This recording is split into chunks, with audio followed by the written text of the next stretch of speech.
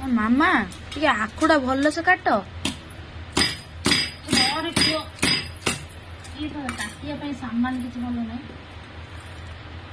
ମାର୍ତୁଲ ଧୀରେ କଟୁନି ଛୁରୀ ଧୀରେ। ମିଠା ଅଛି ଆକୁ ପୁରା ଭଡ଼ା ଭଡ଼ି ଛିଣି ଦଉଛ। ସେ ତ ଅଦା ପାଣି ତାର ଧୀରେ ବାହାରିଗଲା।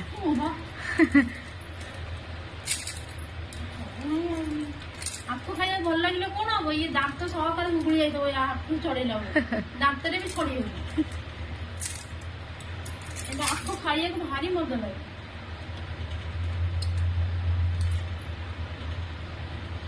କୁହ ତତେ ଭଲ ଲାଗେନି? ହଁ ମତେ ମିଠା ଜିନିଷ ଭଲ ଲାଗେ ଯେ ବେଶୀ ମିଠା ଖାଇଲେ ବାନ୍ତି ଉଠେଇବ। ଛଡେଇ ହଉନି ବୋଲି କେତେ କଷ୍ଟ ହଉଛି।